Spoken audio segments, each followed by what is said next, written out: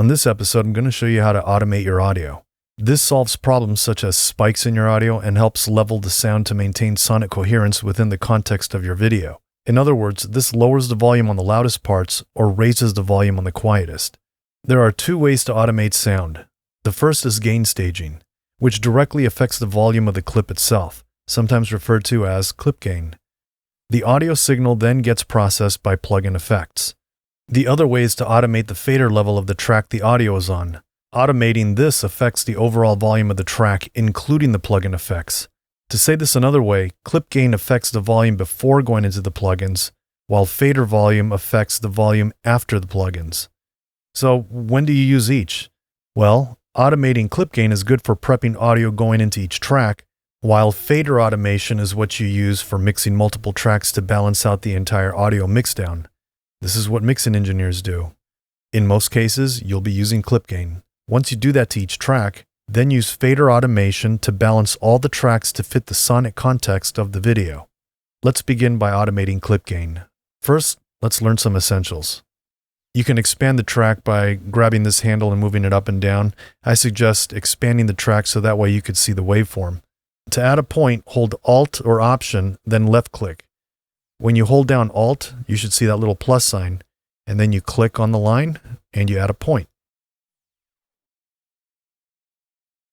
To remove a point, hold the Alt or Option and the Control button at the same time and then left click. So when you hold both buttons down, the cursor turns into a negative sign, you click and it deletes the points. Let's work on this video. Let's listen to the track, and we want to focus on the loud parts near the end, right here.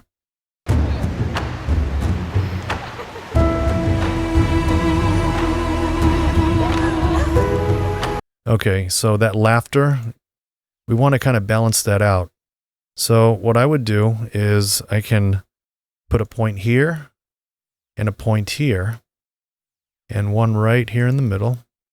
And then I let go of the Alt button, and then I can click and drag this down a little bit. And I want to affect this volume over here.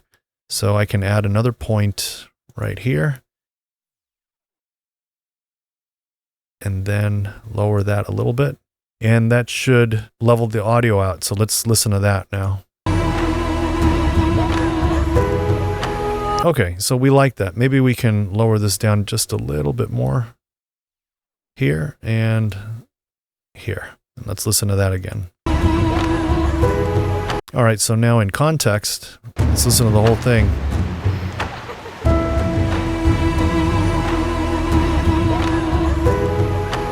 Okay. That should be enough to get you started. Now let's look at automating the faders.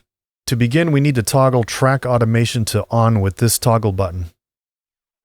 You'll see that this drop-down menu appears on the audio track. Clicking it gives you the options to automate any of these functions. We're looking at just the fader level for now, so go ahead and select it. An automation lane will appear. The controls for adding and deleting points are identical. Let me demonstrate that. So I'm going to push down the Alt button. And again, I get a little plus sign, and I can do it again, and one more time. And I can hold down the Alt or Option button plus Control, and it turns into a minus sign, and I can delete the points. So now let me add a few extra points. We can delete multiple points by first toggling focus mode by clicking on this I-beam button. By default, the pointer button is selected, so it would be this button here. We can then select the range of points we want to affect like this. And then hitting either delete or backspace to delete the points. Hitting delete will delete the points and clear the selection like this. While hitting backspace will delete the points but leave the selection for subsequent functions like this. Let's do some automation as an example. Just so you know, the clip automation is still active.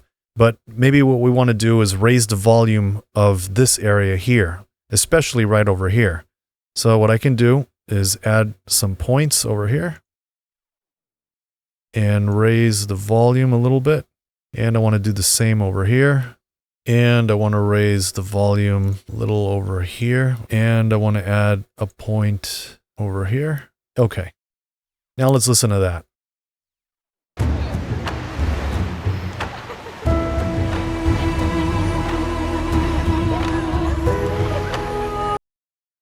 Now, if you notice, while it's playing, the fader also moves. So let's look at this point over here.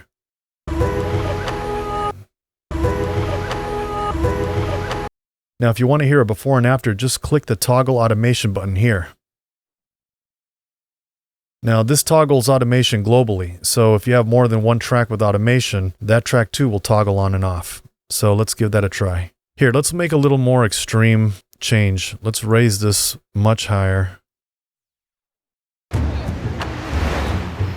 Okay, now let's check the automation.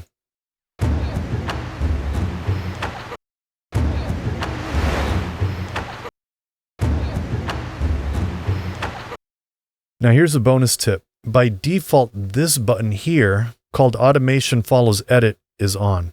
This causes the automation to follow the clip, so that if you move this clip, the automation follows it. So check this out. Click on the pointer mode, and I'm going to move the track, and notice how the automation follows it. And if I turn it off, the automation stays put. It's static. In most cases, you'll want to leave this on. However, there may be a case where you want to move the audio, but not the automation, like moving the background music in a voiceover, or in this example. Let's say we want to hear the laughter near the end of the video right here. And we want to automate the audio, so that way it's a little bit quieter around this area here, right? So let me automate this audio so it's a little bit quieter on the end. So I'm going to add a control point there, and one here. And then I'm going to lower this so it's quieter. Okay, so now let's say we want to move the audio. If we move the audio, the automation is going to move with it. So what we can do is turn this off. And now it allows us to be able to move the audio and not affect the automation. And now we can open this up. And we can move this over here.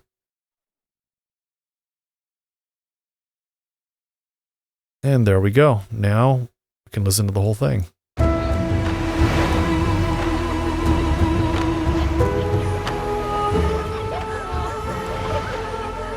And that's it. So what we covered was how to automate both clip gain and fader levels for leveling audio or mixing audio to the context of your video. So as always, thank you for watching. And until next time, go capture that once-in-a-lifetime moment.